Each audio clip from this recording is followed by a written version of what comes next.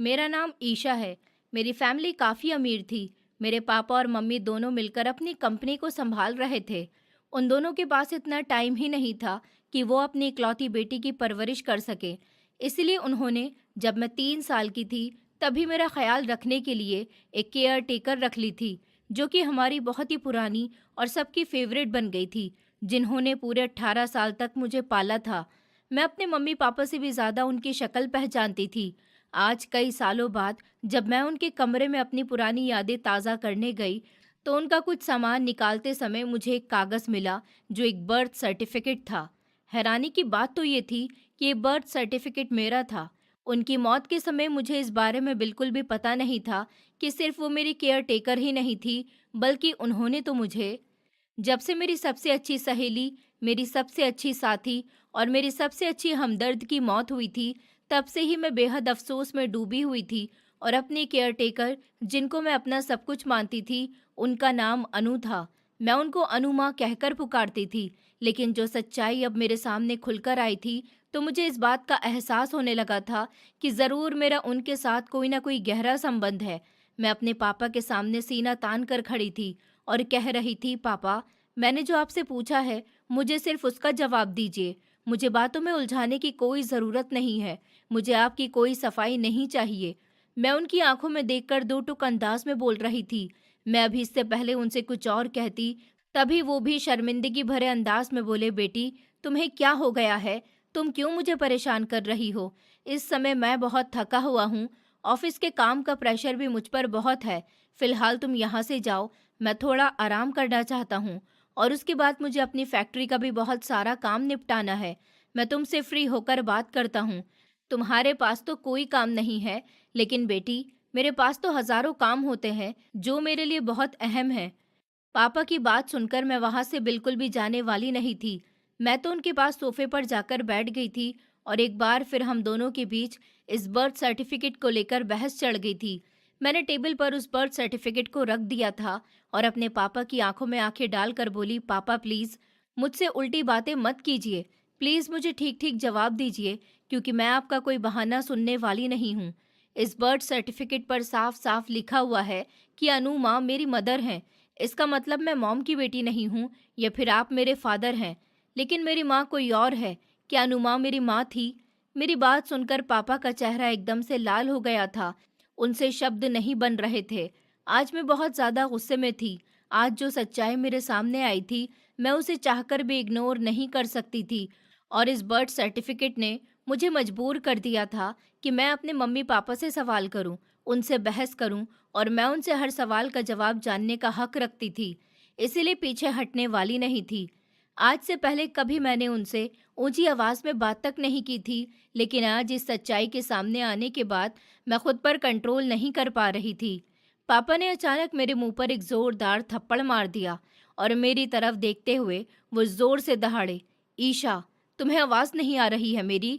यहाँ से जाओ। क्यों परेशान कर रही हो मुझे इस तरह की उल्टी सीधी बातें करके? दिमाग खराब हो गया है क्या तुम्हारा? और तुम साथ में मेरा भी दिमाग खराब करना चाहती हो?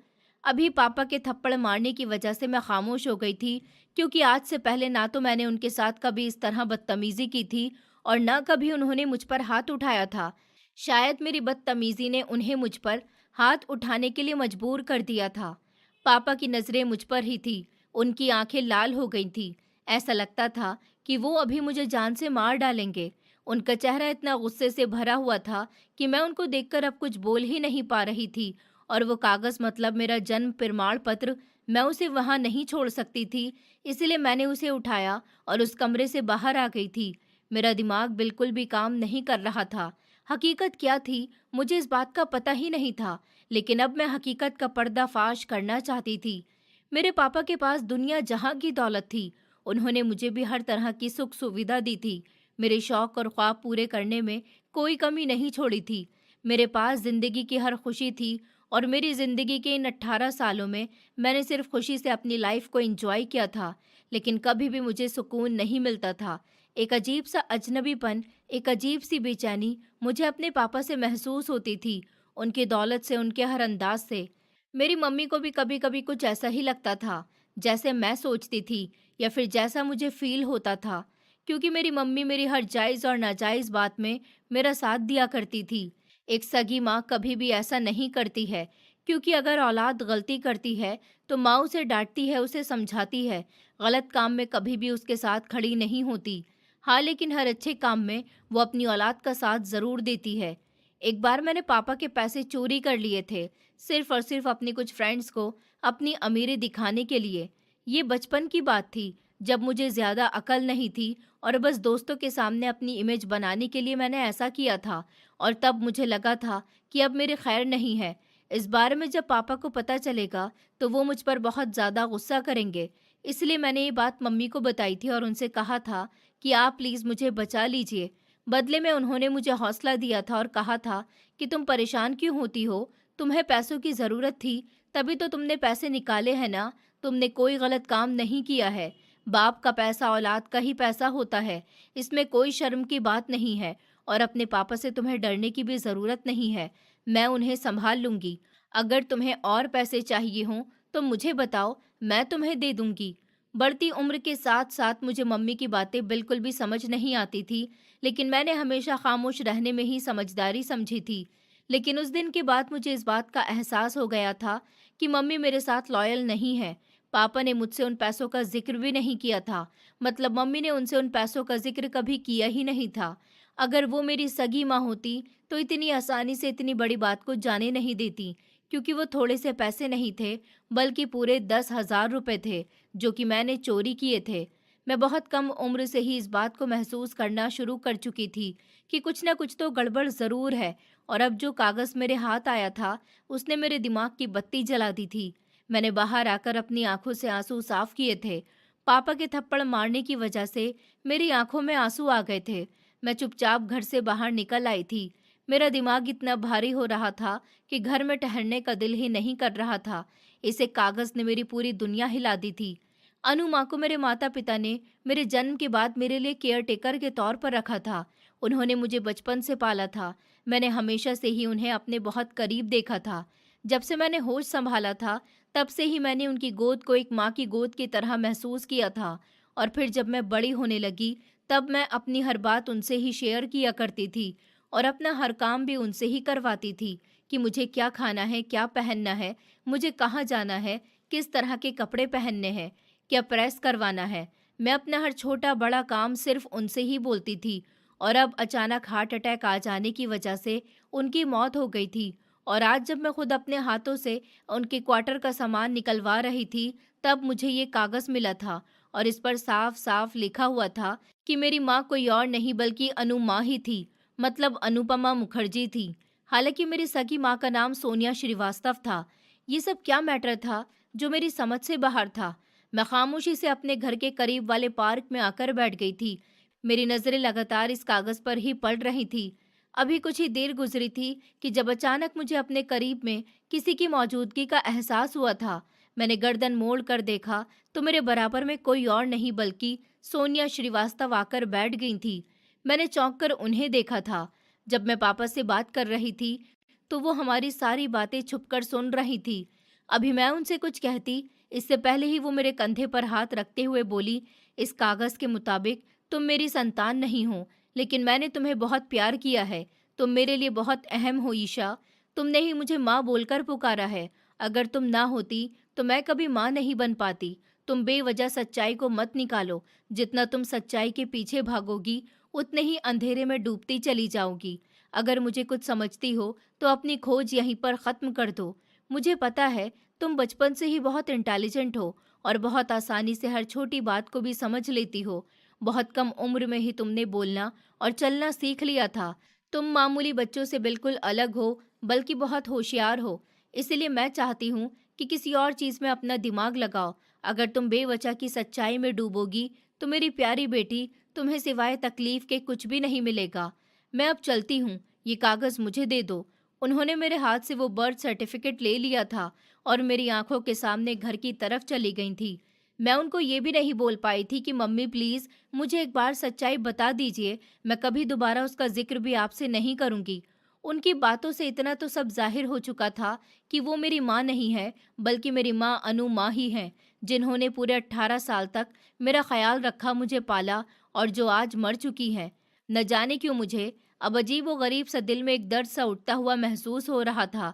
जिस औरत को मैं अपने घर की नौकरानी समझती थी, जिसे मैं अपनी केयर टेकर समझती थी, वो मेरी माँ थी। इस एक ख्याल ने मुझे बहुत बुरी तरह रुलाना शुरू कर दिया था। मैं इतनी बुरी तरह से रोने लगी थी कि मेरी हिचकियां बंद गई थी। मतलब मेरी माँ इस दुनिया में नहीं रही थी। मैं तड़प तड़प कर रो रही थी। तभी दो आदमी मेरे करीब आ गए थे और मुझसे रोने की वजह पूछने लगे थे। कहने लगे, बेटी आपको क्या हो गया है? अगर कोई परेशानी है, कोई तुम्हें यहाँ पार्क में तंग कर रहा है तो हमें बताओ। मैंने बस रोते हुए गर्दन हिलाकर इनकार कर दिया था। मैं उन्हें कैसे बताती कि आज मेरा सामना कितने बड़े सच से हुआ है और आज ही मुझे इस बात के बारे में पता चला कि मेरी माँ इस दुनिया में नहीं रही। काफी देर तक रोने के बाद मैं चुपचाप उठी थी और उस नदी की तरफ रवाना हो गई थी जहाँ अक्सर अनु माँ मुझे घुमाने के लिए ले जाती थी। और यहाँ आने के बाद हम दोनों एक तरफ बैठकर बहते हुए पानी को देखते रहते थे और ढेर सारी बातें करते थे। हमने यहाँ पर काफी समय एक साथ बिताया था। जिस दिन अनु माँ की मौत हुई थी उस दिन मैं अपने कॉलेज के फ्रेंड्स के साथ कॉलेज ट्रिप पर गोवा गई थी। वहीं पर फोन करके मुझे पापा ने बताया था कि तुम्हारी अनु माँ की मौत हो गई है, तुम यहाँ आ जाओ, तुम्हें उनके अंतिम संस्कार पर होना चाहिए। मैं ड्राइवर को तुम्हें लेने के लिए भेज देता हूँ। लेकिन वहाँ गोवा में अपने फ्रेंड्स के साथ मैं इतनी मस्ती कर रही थी कि मैंने पापा से इनकार कर दिया और कहा कि मुझे वहाँ नहीं आना, मैं यहाँ अपने फ्रेंड्स के साथ बिजी हूँ। ट्रिप खत्म होगा तभी घर वापस आऊंगी। शायद तब मेरे लिए एक नौकरानी कोई हैसियत नहीं रखती थी। हाँ, वो मेरी केयर टेकर थी, उन्होंने मुझे पाला था। लेकिन इसके बावजूद भी एक अमीर लड़की के लिए नौकर जूते की हैसियत के बराबर ही होते हैं। मगर मुझे ये नहीं पता था कि मैं जिंदगी में आगे कितना पछताने वाली हूँ। मैं काफी देर वहां पर बैठी रही और अनु माँ को याद करती रही। उसके बाद मैं वहां से उठकर रोड पर आ गई थी। मैं आज घर से अकेली ही इतनी दूर तक बाहर आई थी। न मेरे साथ मेरी गाड़ी थी और ना ही ड्राइवर अंकल थे। मैंने अपने लिए रिक्शा लिया था और अब मैं उसमें सवार होकर घर की तरफ जा रही थी। मेरे दिल की धड़कनें हद से ज्यादा तेज हो रही थी। ऐसा लगता था जैसे कि दिल बाहर आ जाएगा। हथेलियां पसीने से भीग चुकी थी। मुझे रास्ते में इस बात का एहसास हुआ था कि किसी के जाने के बाद ही हमें उसकी असली कदर होती है। मेरे पापा बहुत अमीर इंसान थे, इसलिए उनको लगभग सब लोग ही जानते थे। मेरे दिमाग में एक सोच आई थी। मैंने सोचा मुझे घर जाने के अलावा हॉस्पिटल जाना चाहिए, क्योंकि जब मैं ट्रिप पर गई हुई थी और अनु माँ की तबीयत बिगड़ी थी, तब भी पापा ने मुझे फ़ोन करके बताया था कि उनकी तबीयत ठीक नहीं है और उन्हें हॉस्पिटल में एडमिट किया गया है। बातों ही बातों में पापा ने मुझे हॉस्पिटल का नाम भी बताया था। मैं उसी अस्पताल पहुंच गई थी। वहां जाने के बाद मैंने वहां के गार्ड को अपने पापा का नाम बताया था। इस हॉस्पिटल में भी पापा को लगभग सभी लोग जानते थे। मेरे लिए मेरे पापा का नाम इस्तेमाल करके किसी भी बात का पता करना कोई मुश्किल काम नहीं था। मैंने अपनी सोच के मुताबिक गार्ड से पता किया था कि क्या पिछले हफ्ते अमित श्रीवास्तव जी किसी की डेड बॉडी इस अस्पताल से लेकर गए थे और उससे लगभग एक और हफ्ते पहले उनका कोई रिलेटिव यहाँ एडमिट था। मेरे इतना कहने की देर थी कि वो जल्दी से कहने लगे कि जी जी बिल्कुल, वो यहाँ आते थे और उनका कोई पेशेंट भी यहाँ पर एडमिट था। आप उनकी कौन है बेटा? उनके कोई रिश्तेदार हैं क्या? मेरे मुंह से जल्दी से निकला कि जो लेडी यहाँ एडमिट थी मैं उनकी बेटी हूँ। प्लीज़ मुझे बताइए कि उनकी मौत कैसे हुई थी। मुझे उनका सारा रिकॉर्ड देखना है। गार्ड ने कहा कि उनकी पूरी डिटेल तो मैं आपको नहीं दे सकता बेटी। हाँ, लेकिन आप डॉक्टर साहब से बात कर सकती हैं जिनसे उनका ट्रीटमेंट चल रहा था। मैं उनसे आपकी मुलाकात करवा देता हूँ। वो मुझे अंदर ले गए और उन्होंने उस डॉक्टर से मेरी मुलाकात करवाई जिनसे अनु माँ का ट्रीटमेंट चल रहा था। मैंने डॉक्टर को अपना इंट्रोडक्शन दिया तो डॉक्टर के चेहरे पर एकदम से मुस्कुराहट आ गई और उन्होंने मुझे अपने सामने बैठने को कहा और बोले, बेटा आपको क्या काम पड़ गया? आप मुझे कॉल कर देती, मैं आपको घर बैठे आपका सारा काम कर देता। वैसे आपके पापा बहुत अच्छे इंसान हैं। मैंने उनसे अनुमा की सारी डिटेल पूछी। कहा कि जिस पेशेंट को मेरे पापा यहाँ लेकर आए थे उनका नाम अनुपमा था। क्या मुझे पता चल सकता है कि? अभी मैं अपनी बात पूरी करने वाली ही थी जब डॉक्टर ने कहा कि अच्छा अच्छा, आप अनुमा मुखर्जी के बारे में पूछना है। अरे बेटा, उनके बारे में क्या पूछना, वो तो आपके पापा की दूसरी पत्नी थी। ये बात सुनते ही जैसे मेरे पैरों तले से जमीन निकल गई। मैंने डॉक्टर को कोई जवाब नहीं दिया था। मैं बस बेजान होकर चेयर पर बैठी रही। डॉक्टर मुझसे बोल रहे थे, बात करने की कोशिश कर रहे थे, लेकिन अब आगे मेरे मुंह से कोई भी शब्द नहीं निकल रहा था। उसके बाद वो खामोशी से पीछे होकर अपने केबिन में मुझे अकेला छोड़कर बाहर चले गए। शायद वो समझ चुके थे कि ये बात मुझे पहली बार पता चली है। मैं काफ़ी देर तक उनके केबिन में बैठी रोती रही थी। मेरे मुंह से टूटे-फूटे शब्द निकल रहे थे। "अनु माँ, आप क्यों इतनी जल्दी इस दुनिया से चली गईं? आप मेरी माँ थीं, इसलिए हमेशा आपको देखकर मुझे अजीब-सी फीलिंग आती थी। जब आप काम से थक कर बैठती थीं, मुझे अपनी ही मम्मी पर गुस्सा आने लगता था, जो आपसे ढेर सारे काम करवाती थी और खुद अपनी बेटी को छोड़कर ऑफिस चली जाती थी, जिसको अपनी बेटी से ममता नहीं थी, बल्कि अपने ऑफिस का काम ज़्यादा प्यारा था। मैं अक्सर ये बात सोचती भी थी, मेरी मम्मी जब किसी दुख तकलीफ या परेशानी में होती हैं, तो मुझे दुख क्यों नहीं होता, और यही जब आपको कोई तकलीफ होती थी या आपको कोई परेशानी होती थी, तो मेरा दिल उदास हो जाता था। किसी चीज़ में दिल नहीं लगता था। इसकी वजह मेरा आपकी औलाद होना था। लोग कहते हैं, जन्म देने वाली माँ से ज़्यादा पालने वाली की हैसियत ज़्यादा होती है। अगर आप मुझे जन्म देकर सिर्फ सोनिया श्रीवास्तव, मतलब कि मेरी मम्मी के हवाले कर देती, तो शायद कभी भी मैं आपको माँ की नज़र से नहीं देखती। लेकिन आपने ही मुझे जन्म दिया था और आपने ही मेरी परवरिश की थी। आपने जीते जी मुझे बताया क्यों नहीं कि आप मेरी माँ हो? आपने मेरे साथ इतना बड़ा जुल्म क्यों किया अनु माँ? मैंने कभी आपको माँ जैसा रुतबा नहीं दिया। हाँ, लेकिन हमेशा आपकी इज्जत की, कभी आपके साथ बदतमीजी नहीं की थी। मैं इस बात पर शर्मिंदा हूँ कि मैं आपके अंतिम संस्कार में शामिल नहीं हो पाई, और इस बात का दुख मुझे सारी जिंदगी रहेगा, जब तक मेरी सांसें नहीं रुक जाती। लेकिन अनु माँ, मुझे आपसे ये शिकायत सारी जिंदगी रहेगी कि आपने मुझे सच्चाई नहीं बताई, मुझे अंधेरे में रखा। लेकिन मैं भी आज इस बात की कसम खाती हूँ कि मैं सारी सच्चाई का पता लगाकर ही रहूंगी। असल बात क्या है, मैं पता करके रहूंगी, चाहे कुछ भी हो जाए। पापा समझते हैं कि वो मुझे मारकर या डांटकर खामोश करवा देंगे, लेकिन वो इस बात को भूल गए हैं कि अगर वो जिद्दी हैं, तो मैं भी उनकी ही बेटी हूँ। मैं उनसे ज़्यादा जिद्दी हूँ। जब तक मुझे सच्चाई पता नहीं चल जाती, तब तक मैं सुकून से नहीं बैठूंगी। मैं उस हद तक जाऊंगी जहाँ तक मुझे जाना चाहिए। एक बेटी होने की हैसियत से मैं आपको इंसाफ दिलवाऊंगी। आखिर आप मेरी माँ होने के बावजूद एक केयर टेकर की हैसियत से हमारे घर में 18 साल तक क्यों रहीं? आखिर क्या वजह थी? आपकी बेटी आपसे वादा कर रही है कि मैं सारा सच जानकर सारे सबूत अपने हाथ में लेकर आपको इंसाफ दिलवाऊंगी। मैं मानती हूँ कि अब ये सब कुछ करने का कोई फायदा नहीं है, क्योंकि आप इस दुनिया से जा चुकी हैं, लेकिन अभी भी बहुत कुछ बदला जा सकता है। बस आप इंतजार कीजिए, आपकी बेटी पूरी काया पलट देगी। मैंने एक गहरी सांस ली थी और अपने आंसू साफ करके खामोशी से अपनी जगह से खड़ी हो गई थी। फिर चुपचाप भारी कदमों से डॉक्टर के केबिन से निकल गई थी। मैंने आखिरी बार इस अस्पताल को देखा था और सोचा कि ये वही अस्पताल है जहां मेरी माँ ने अपनी आखिरी सांसें ली थी। एक अमीर बाप की बेटी जिसके आगे पीछे नौकर चाकर, बड़ी बड़ी गाड़ियां, लाइफस्टाइल के साथ गार्ड्स होते थे, आज वो बिल्कुल खामोशी से सर झुकाकर सड़क पर पैदल चल रही थी। गर्मी ज्यादा होने की वजह से मेरा पूरा शरीर पसीने से भीग रहा था, लेकिन मुझे किसी चीज से कोई मतलब नहीं था। मैं अपने गम में इतना डूबी हुई थी कि आसपास का होश ही भूल चुकी थी। चलते चलते मैं कब सड़क के बीच आ गई, इस बात का मुझे पता ही नहीं चला था, और मुझे तब एहसास हुआ कि एक गाड़ी ने मुझे जोरदार तरीके से हिट किया था। मैं उड़ती हुई दूर जाकर गिरी थी और मेरा सर एक बड़े पत्थर से टकरा गया था। फिर मेरी आंखों के सामने अंधेरा आ गया। आखिरी आवाज़ मुझे एक अनजान औरत की आई थी, कोई एम्बुलेंस को कॉल करो, लड़की की हालत बहुत सीरियस है। और फिर मेरी आंखों के सामने ऐसा अंधेरा छाया कि मैं इस अंधेरे में डूबती चली गई। वक्त धीरे धीरे गुजरता जा रहा था। मेरी आंख लगभग 9 घंटे के बाद एक अस्पताल के बेड पर खुली थी। कुछ देर तक तो मुझे समझ ही नहीं आया था कि मैं कहाँ पर हूँ, लेकिन जैसे जैसे मेरा दिमाग काम करने लगा, मैंने आसपास नज़र दौड़ाई थी। ये कोई आईसीयू रूम था, जहाँ दिल की मशीन और सांस लेने की मशीनें लगी हुई थी।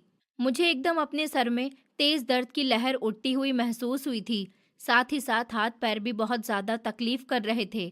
मेरे मुंह से एक जोरदार आह निकली थी। उसी पल नर्स मेरे करीब आ गई थी। मुझे होश में देखकर वो जल्दी से बोली, क्या आप अपना नाम जानती हैं? मैंने सर को हाँ में हिलाया था। वो आगे बोली कि आपको अपने घर वालों का एड्रेस या मोबाइल नंबर और अपने माता पिता का नाम याद है? मैंने एक बार फिर से सर हाँ में हिला दिया था। वो बोली कि आप जानती हैं मैं एक नर्स हूँ। इस बार भी मैंने हाँ में सर हिला दिया था। मुझे पता था सर पर चोट लगने के बाद इसी तरह के सवाल पेशेंट से किए जाते हैं। वो लोग चेक करते हैं कि कहीं हमारी याददाश्त तो नहीं चली गई, इसलिए बिना लाचार हुए मैंने वो जवाब दिए थे। वो उन सब को सुनकर अब बाहर चली गई थी, जबकि मैं अब खुद पर गौर करने लगी थी। मेरे सर पर पट्टी बंधी हुई थी, हाथ पाँव में भी पट्टी थी, मतलब मेरा कार एक्सीडेंट बहुत खतरनाक हुआ था। मैं हॉस्पिटल से आ रही थी अनु माँ की इन्फॉर्मेशन लेकर, लेकिन अब जहाँ मैं थी उसने मुझे एक बार फिर रोने पर मजबूर कर दिया था। मेरी आंखों में आंसू आ गए थे जब उसी पल कमरे का दरवाज़ा खुला था और डॉक्टर साहब के साथ 2 नर्स दाखिल हुई थी। मैंने अपने आंसुओं को अपने अंदर ही कहीं उतार लिया था। मैं अपनी कमज़ोरी भी कभी किसी के सामने ज़ाहिर नहीं करती थी, ये मेरी आदत में शामिल था। आज भी जब मैं पार्क में रोई थी, तब उस समय मैं अपने होश में नहीं थी। अगर मैं अपने होश में होती, तो कभी भी मैं एक पब्लिक प्लेस पर नहीं रोती। डॉक्टर मेरे करीब आ गए थे और मुझे देखते हुए मुस्कुराकर बोले, बेटा, क्या हाल है आपका? अब आप कैसा फ़ील कर रही हैं? बोलने की कोशिश करो बेटा। मैंने अपने गले से आवाज़ निकालने की कोशिश की थी, लेकिन मुझे इतनी ज़्यादा तकलीफ़ हो रही थी कि मैं कुछ नहीं बोल पाई थी।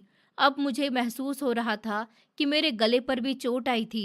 वो मुझे देखते हुए बोले, अगर तुम्हें अपने घर का नंबर या एड्रेस याद है तो हमें बताओ, ताकि हम तुम्हारे घरवालों को इन्फॉर्म कर सकें। तुम्हारे पास ना कोई मोबाइल फ़ोन निकला है और ना ही घर का कोई एड्रेस या फ़ोन नंबर है। ये लो, मैं तुम्हें पेन और डायरी देता हूँ, इसमें लिख कर दे दो। मैं कुछ देर खामोश रही थी और फिर इशारे से मना कर दिया था कि अभी नहीं दे सकती। मेरे इनकार करने पर डॉक्टर जल्दी से बोले, अच्छा ठीक है, आप परेशान न हों, जैसा आपको ठीक लगे आप वैसा कीजिए। फिलहाल आप आराम कीजिए। किसी भी चीज़ की ज़रूरत हो, अगर बोला भी ना जाए तो नर्स को इशारे से समझा दीजिएगा, ये आपकी जल्द ही मदद करेंगे। इतना कहकर वो अब चले गए थे, जबकि मैं सोच विचार में पड़ गई थी कि अब मुझे आगे क्या करना है। इस एक्सीडेंट से मुझे अब फ़ायदा लेना था, मतलब अनु माँ के सच को भी पता करना था। अब अगर कुदरत ने मुझे इतना अच्छा मौका दिया था, तो मैं इस अच्छे मौके को अपने हाथ से निकाल कर बर्बाद नहीं होने दे सकती थी। फिलहाल दवाइयों की वजह से मेरी आंखें एक बार फिर से बंद हो गई थी और मैं गहरी नींद में सो गई थी। मैं गहरी नींद में ही थी जब मुझे ऐसा लगा जैसे अनु माँ मेरे पास खड़ी हुई हैं।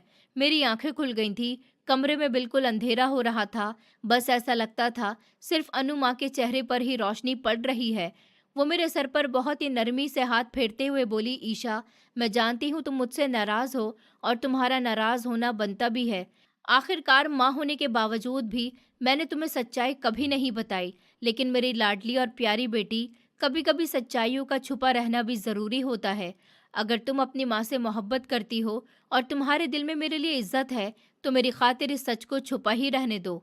मैं बहुत अच्छी जगह पर हूँ और बहुत खुश हूँ। तुम बस मेरे लिए ऊपर वाले से हमेशा प्रार्थना करती रहो और तुम कभी उदास मत होना, सब ठीक हो जाएगा।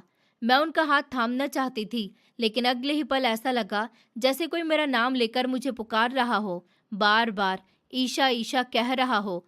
उसी पल मेरी आंख खुल गई थी। मैंने आंखें खोल कर देखा तो सामने कोई और नहीं बल्कि मेरी मम्मी सोनिया श्रीवास्तव खड़ी हुई थी। इसका मतलब मैं सपना देख रही थी और मेरा सपना टूट गया था। मैं हकीकत में लौट आई थी। मुझे सोते हुए लगभग 2 घंटे गुजर गए थे और अब 2 घंटे बाद मेरी मम्मी मेरे सामने थी। मेरा इरादा अब उन लोगों को अपनी गुमशुदगी जाहिर करके सच निकलवाने का था, लेकिन सब उल्टा हो गया था। मैं इस बात को भूल बैठी थी कि मेरे पिता एक बड़े बिजनेसमैन हैं और बहुत ही अमीर आदमी हैं। उनके लिए इस मामले को सॉल्व करना कोई बड़ी बात नहीं है। मम्मी मेरे सर पर हाथ फेरते हुए बोली, मेरी बेटी, तुम्हें क्या हो गया? मैंने तुम्हें समझाया था ना कि बातों को अपने सर पर सवार मत करो। जो हो चुका है उसे हो जाने दो। तुम क्यों इस मामले में फंस रही हो? जितना इस मामले की गहराई में जाओगी, उतना ही अंधेरे में डूबती चली जाओगी। ये बात तुम्हें क्यों समझ नहीं आ रही? इस बार मैंने बोलने की कोशिश की थी और ऊपर वाले की कृपा से मेरी आवाज़ भी बाहर निकल आई थी। मैंने हिम्मत करके कहा, मम्मी, अगर आप चाहती हैं कि मैं आगे खुद को और कोई नुकसान न पहुंचाऊं, तो आप प्लीज़ मुझे हकीकत बता दीजिए। सच्चाई क्या है? सिर्फ एक बार बता दीजिए। मैं सच कह रही हूँ, मैं दोबारा ऐसी गलती कभी नहीं करूँगी। मैं आप लोगों को परेशान भी नहीं करूँगी। मेरी बात सुनकर मम्मी बोली, तुम्हें पता है, तुम्हारे पापा गुस्से से पागल हो रहे हैं। वो कह रहे हैं कि वो तुम्हें बहुत डांटेंगे। तुम जानती हो कि वो तुमसे कितना प्यार करते हैं। अगर तुम्हें कुछ हो जाता तो वो सलामत भी नहीं रहते। उन्हें सबसे ज़्यादा गुस्सा इस बात पर है कि तुम बिना बताए घर से बाहर निकल गईं, न ड्राइवर को न गार्ड्स को घर से अपने साथ लेकर गईं। तुम्हारी इस लापरवाही की वजह से तुम्हारे साथ ये हादसा हुआ है। वो तुमसे बहुत ज़्यादा नाराज़ हैं। तुम क्यों ऐसी हरकतें करके अपने पापा को गुस्सा दिला रही हो? वो पहले ही बर्थ सर्टिफिकेट मिलने की वजह से बहुत ज़्यादा गुस्से में हैं और अब तुमने ये जो हरकत की है, तुम अब अपने लिए नई सज़ा सोच लो। उनकी बात सुनकर मैं एक बार फिर से मुश्किल से बोली थी, तो ठीक है, आप मेरा मैसेज भी अपने पति तक पहुंचा देना। मैं भी उनकी ही बेटी हूँ। जब तक सच्चाई से पर्दा नहीं हटा दूंगी, चैन से बैठने वाली नहीं हूँ। उनसे कह देना कि मुझे डांटना चाहे डांट लें, मारना चाहे मार लें, मेरे साथ जो करना चाहे कर लें, मुझे कोई फर्क नहीं पड़ेगा। लेकिन हकीकत तो मैं हर कीमत पर ही जान कर रहूंगी। अनु माँ मेरी माँ है, इस बात का यकीन मुझे हो चुका है। मगर आप कौन हो और आप लोगों ने उनको इतने सालों तक मेरे केयर टेकर बनाकर क्यों रखा था? 18 साल से पहले उनकी जिंदगी क्या थी? मैं कौन हूँ? आखिर मेरी असली माँ क्या सच में अनु माँ है? मैं डबल टेंशन में आ गई थी। मेरा दिल कहता था कि हाँ, मेरी माँ अनु माँ है, लेकिन मैं अगर ध्यान देती तो मेरा रंग रूप मेरी माँ से ही मिलता था, मतलब सोनिया श्रीवास्तव से। फिर मेरी माँ अनु माँ कैसे हो सकती है? मेरी बात सुनकर मम्मी बोली, फिलहाल तो तुम आराम करो और इन बातों को छोड़ दो। वैसे भी अब कौन सा अनुपमा इस दुनिया में मौजूद है जो तुम्हें उसकी इतनी ज्यादा फिक्र हो रही है? कौन सा तुम अब उसको इंसाफ दिला पाओगी? और वैसे भी वो यही चाहती थी कि कभी भी तुम्हें सच्चाई का पता ना चले। तो अब आखिर उसकी आखिरी ख्वाहिश को समझकर ही तुम अपनी जुबान बंद रखो और अपने पिता से अपने संबंध खराब मत करो। मैं नहीं चाहती तुम और तुम्हारे पापा एक दूसरे के सामने खड़े हों। ये रिश्ता बहुत ही इज्जत और मोहब्बत का होता है। इस रिश्ते को नफरत की भेंट मत चढ़ाओ। मम्मी की बात सुनकर मैं खामोश हो गई। मैंने उनकी किसी भी बात का जवाब नहीं दिया था और सर घुमाकर आंखें बंद कर ली थी। अब मुझे गुस्सा आने लगा था कि ये यहाँ पर क्यों आई है। मैं अच्छी भली अनु माँ को सपने में देख रही थी। मेरे दिल को बहुत सुकून मिल रहा था। उन्होंने कहा था कि वो अच्छी जगह पर हैं और बहुत खुश हैं। मतलब मेरी माँ अनु माँ गलत नहीं थी, उनके साथ गलत हुआ था और अब मैं सब ठीक कर देना चाहती थी। ये बात मैं अपने दिल में सख्ती से तय कर चुकी थी।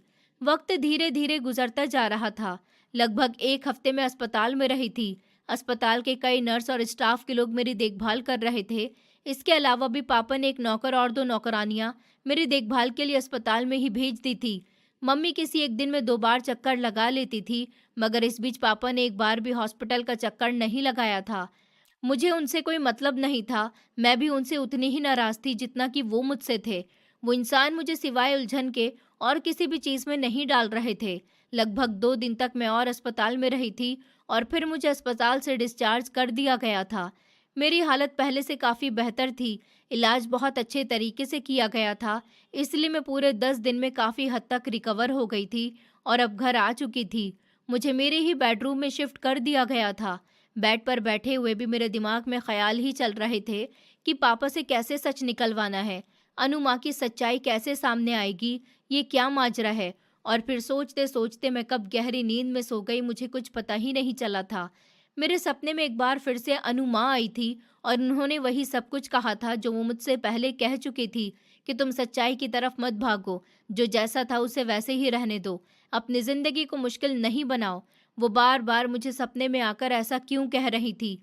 ये बात मेरी समझ से बाहर थी। मैं एक झटके से ही उठ गई थी और खामोशी से आसपास देखने लगी थी। अचानक मेरी नज़र दरवाजे की तरफ उठी थी। दरवाजे पर कोई और नहीं बल्कि मेरे पापा खड़े हुए थे।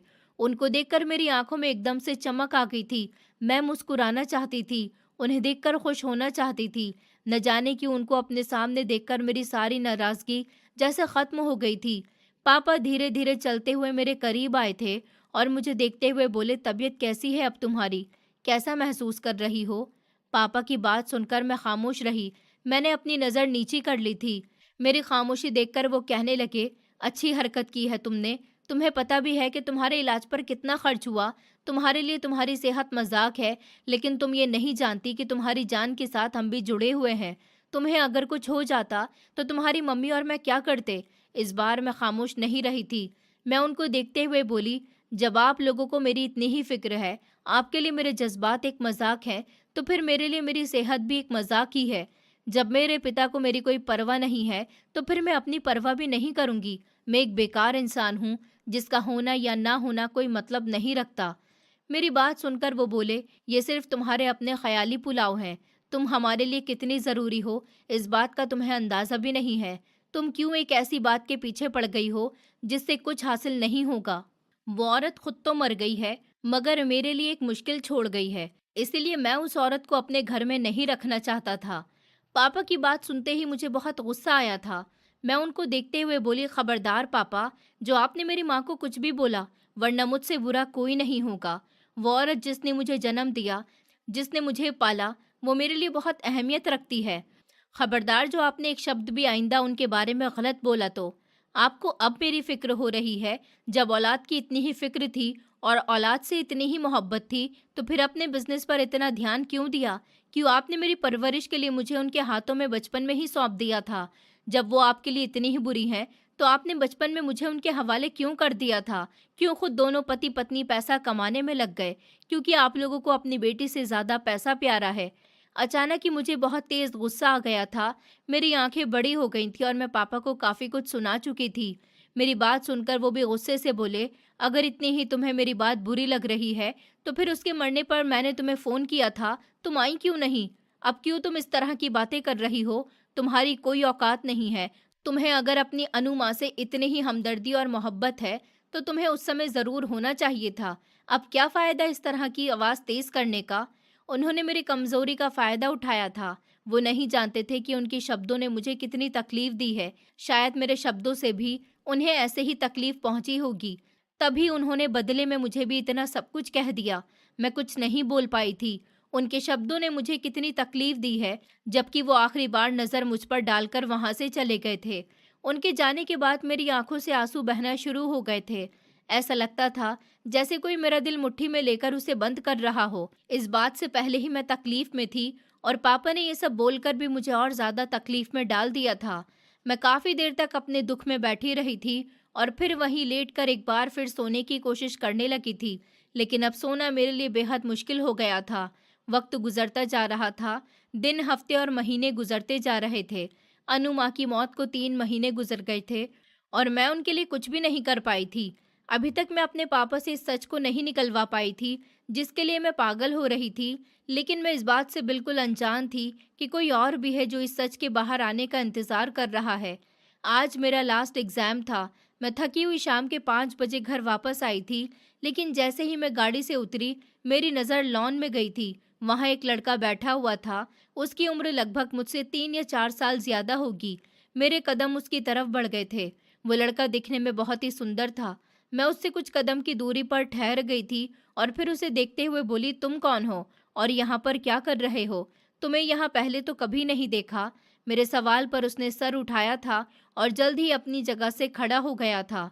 उसकी आंखों में आंसू थे, चेहरे पर बेचैनी थी। मैं कुछ कहती इससे पहले ही वो मेरे करीब आया था और कहने लगा, मैं अनुपमा मुखर्जी का बेटा हूँ। आप लोगों ने मेरी माँ का अंतिम संस्कार कर दिया। वो बीमार रहीं, उनके साथ इतना सब कुछ हो गया और किसी ने गांव खबर तक नहीं पहुंचाई। ये कैसा इंसाफ है? इस बार मैंने उस लड़के का चेहरा ध्यान से देखा था। अनु माँ से उस लड़के का चेहरा काफी मिलता जुलता था। इसका मतलब ये था कि सामने खड़ा हुआ लड़का मेरा भाई था। एक लम्हे के लिए मुझे ऐसा लगा जैसे मेरे पूरे शरीर में बिजली सी दौड़ गई हो। ये मेरी जिंदगी के 18 साल बाद मेरी आंखों के सामने कैसे कैसे कैसे सच जाहिर हो रहे थे। मैं उसको देखते हुए बोली, क्या अनुपमा जी का कोई बेटा भी है? ऐसा लगता है जैसे तुम्हारी आवाज़ जानी पहचानी है। वो सर हाँ में हिलाकर बोला, हाँ, मैं ही उनका बेटा हूँ। आप कौन हो? मेरी माँ का आप लोगों ने बिना मेरी इजाज़त के कैसे अंतिम संस्कार कर दिया? उनका बेटा मैं हूँ, मेरी इजाज़त ज़रूरी थी। मुझे बताइए कि मेरी माँ के साथ क्या हुआ था? उनकी मौत कैसे हुई थी? मुझे सब जानना है। उसकी बात सुनकर मैं उसे बता ही नहीं पाई थी कि मैं तुम्हारी बहन हूँ। उसने कहा, अनुपमा मुखर्जी की संतान मैं हूँ, तुम लोग नहीं। उसकी बात सुनकर मैं खामोश रही थी। वो कहने लगा, जवाब दीजिए, खामोश क्यों हैं आप? कब से मैं अंदर जाने की कोशिश कर रहा हूँ, लेकिन गार्ड मुझे अंदर जाने की इजाज़त दे ही नहीं रहा। बहुत मुश्किल से इन लोगों ने रहम खाकर मुझे यहाँ बैठने की इजाज़त दी है, वरना कितने घंटों से मैं बाहर खड़ा हुआ था। ये सुनते ही मुझे एकदम से गुस्सा आ गया था। मैंने कहा, इन लोगों ने तुम्हारे साथ बदतमीज़ी भी की है? वो कहने लगा कि जी। उसने अपनी उँगली एक गार्ड के ऊपर उठाई और कहने लगा, इस गार्ड ने मुझ पर हाथ भी उठाया है। ये बहुत ही बदतमीज़ लोग हैं। ये सब सुनने की देर थी कि मेरे अंदर का गुस्सा और भी ज़्यादा भड़क उठा और मैं गुस्से की कंडीशन में चौकीदार के पास खड़े हुए गार्ड के पास गई थी। मैंने गाड़ी के पास मौजूद अपने गार्ड को बोला कि इसकी इतनी पिटाई करो कि ये सारी ज़िंदगी याद रखे। वो गार्ड जिसने बदतमीज़ी की थी, वो मेरी तरफ देखकर घबराहट भरे शब्दों में कहने लगा, मैडम, मैंने कुछ नहीं किया। मैंने कहा तुम्हें अब पता चलेगा कि आने जाने वालों से किस तरह बात करनी चाहिए। मेरे गार्ड ने उसकी अच्छी तरह से पिटाई की थी। वो उम्र में मुझसे भी ज़्यादा बड़ा था, लेकिन मैं मालिक की बेटी थी। मेरे सामने वो सर भी नहीं उठा सकता था और मैं उसे सज़ा देने की हकदार थी।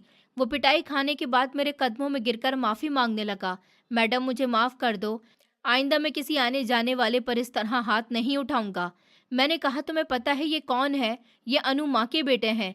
हिम्मत कैसे हुई इन पर हाथ उठाने की? और तुम होते कौन हो इन पर हाथ उठाने वाले? वो कहने लगा, मैडम, मैं सच कह रहा हूँ। मैं आइंदा कभी उनके साथ तो क्या, किसी और के साथ भी बदतमीजी नहीं करूँगा। प्लीज़ मुझे छोड़ दीजिए। फिर वो लड़का भी आगे आया और कहने लगा, आप इन्हें छोड़ दीजिए। देखिए, मैं नहीं चाहता कि मेरी वजह से किसी और को तकलीफ पहुँचे। मैंने ईशान की तरफ देखा। उसे देखकर मुझे इतना अंदाज़ा तो हो गया था कि वो लड़का बहुत ज़्यादा डरपोक टाइप का है। मैंने गुस्से से गार्ड की तरफ देखा था और कहा कि ठीक है, आइंदा ऐसी गलती ना हो। आज जो तुमने हरकत की है, उसकी सज़ा तुम्हारे लिए बहुत बड़ी थी, लेकिन ईशान के कहने पर मैं तुम्हें माफ़ कर रही हूँ। ईशान कहने लगा कि आप कौन हैं, जो मेरे लिए इस आदमी से लड़ाई कर रही हैं? उसकी बात सुनकर मैं बोली, मैं तुम्हारी बहन हूँ, तुम्हारी बड़ी और सगी बहन ईशा श्रीवास्तव। तुम कौन हो? अनुमा ने मुझे कभी तुम्हारे बारे में नहीं बताया कि उनका कोई बेटा भी था। वो बोला कि मैं ईशान मुखर्जी हूँ, अपनी माँ के पहले पति से, और आप कपिल श्रीवास्तव जी से हैं। उसका अंदाज अब धीमा हो गया था। वो मुझे देखते हुए बोला, आपको चाहिए था कि आपको मेरी माँ के मरने की खबर गांव तक पहुंचानी चाहिए थी। आपने क्यों वहां खबर नहीं पहुंचाई?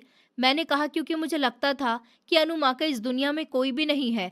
उन्होंने मुझे कभी बताया ही नहीं था कि उनका कोई बेटा भी है। और तुमने अभी क्या बोला कि मैं कपिल श्रीवास्तव से हूँ? क्या तुम्हें ये सब पता था? वो बोला, मुझे ये सब पता नहीं होगा तो किसको पता होगा? ये सब मैंने ही तो करवाया था। उसकी बात सुनकर मेरे माथे पर बल पड़ गए थे। अभी वो कुछ और कहता, उसी पल घर के अंदर से मेरी मम्मी भागती हुई आई थी। उन्होंने ईशान का हाथ पकड़ लिया था। इससे पहले वो मुझसे कुछ कहता, उन्होंने ईशान से कहा कि तुम अंदर चलो, कपिल तुम्हें बुला रहे हैं। मैंने जल्दी से मम्मी का हाथ पकड़ लिया था और उन्हें देखते हुए बोली कि ये कहीं नहीं जाएगा, ये मेरे साथ मेरे कमरे में जाएगा। अपने पति को कह दीजिए कि अभी वो हम दोनों के बीच नहीं आए। जब तक मुझे सच नहीं पता चल जाता, ये लड़का मेरे कमरे से बाहर नहीं निकल पाएगा। मम्मी जल्दी से बोली, तुम क्यों इसके लिए अपनी जिंदगी को मुश्किल में डाल रही हो? तुम्हारे पापा इसे कोई ज़रूरी बात करना चाहते हैं। मैंने मम्मी को जल्दी से दूर झटक दिया था। वो मेरी तरफ विश्वास न करती हुई नज़रों से देख रही थी। मैं उन्हें देखते हुए बोली, मुझे पता है आपको मेरा ये अंदाज़ बहुत बुरा लगेगा, लेकिन अगर इस समय ये पापा के पास गया तो ये कभी मुझे सच्चाई नहीं बताएगा, और जब तक मुझे सच्चाई का पता नहीं चल जाता, मुझे सुकून नहीं मिलेगा। मैं जब तक घर वापस नहीं आऊँगी, जब तक मुझे सच नहीं पता चल जाता। कह दीजिए अपने पति से कि अगर उन्होंने मेरा पीछा करने की कोशिश की या फिर किसी भी तरह का तमाशा लगाया या अपने पैसों की ताकत दिखाई, तो याद रखिएगा कि पहले भी मैं खुद को ख़त्म करने की कोशिश कर चुकी हूँ। इस बार कोशिश नहीं करूँगी, बल्कि खुद को ख़त्म करके दिखा दूँगी। इतना कहकर मैंने उस लड़के का हाथ थाम लिया था और गाड़ी में बिठा दिया। फिर मैं सीधा गाड़ी लेकर एक होटल की तरफ रवाना हो गई थी। हम दोनों के बीच खामोशी ही थी। वो मुझे बिल्कुल खामोश नज़रों से देख रहा था। कुछ लम्हे गुजर जाने के बाद गाड़ी में उसकी आवाज़ गूंजी थी, आप मुझसे पूरे 4 साल छोटी हो, फिर भी मुझसे बड़ी लग रही हो। उसकी बात सुनकर मैंने सर घुमाया था और उसे देखते हुए बोली, मुझे इन चीज़ों में कोई दिलचस्पी नहीं है, मुझे सच जानना है। हो सकता है ऊपर वाले ने मेरी बेचैनी को देखते हुए तुम्हें एक फरिश्ता बनाकर यहाँ मेरे पास भेजा है। मेरी बात सुनकर वो बोला, तुम्हारे पिता मुझे क्यों बुला रहे थे? आखिर वो मुझसे क्या बात करना चाहते हैं? मैंने कहा, वो तुम्हें मना करते कि तुम सच्चाई ना बताओ, लेकिन ये गलत है। सच्चाई जानना मेरा हक है। प्लीज़ मुझे बता दो, मैं तुम्हारे आगे हाथ जोड़ती हूँ। मुझे रिक्वेस्ट करता हुआ देखकर वो बोला, मेरा इरादा नहीं था, लेकिन मैं तुम्हें बता देता हूँ कि मेरे पिताजी गांव के ही एक जमींदार थे। मैं, पिताजी और माँ अपनी ज़िंदगी में बहुत खुश थे, लेकिन फिर अचानक एक हादसे ने मेरे पिताजी को मुझसे छीन लिया। और साथ में मेरी माँ को भी छीन लिया, क्योंकि मेरी माँ मजबूरन शहर आ गई थी। उनको घर चलाने के लिए काम चाहिए था।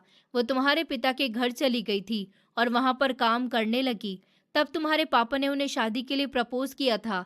उन्हें मेरी माँ पसंद आ गई थी, इसलिए उन्होंने मेरी माँ के साथ शादी करने का फैसला किया। मेरी माँ एक शादीशुदा औरत थी। भले ही वो विधवा हो चुकी थी, लेकिन वो एक बेटे की माँ भी थी। वो बहुत सुंदर थी, लेकिन जिम्मेदारियों को देखते हुए उन्होंने तुम्हारे पापा का प्रपोजल एक्सेप्ट कर लिया था। और जब तुम्हारा जन्म हुआ तो मेरी माँ को तुम्हारे पापा ने डाइवोर्स दे दी थी, क्योंकि तुम्हारी माँ सोनिया श्रीवास्तव, जो कि तुम्हारी माँ बनी फिरती हैं, तुम्हारे पापा की जिंदगी में आ चुकी थी।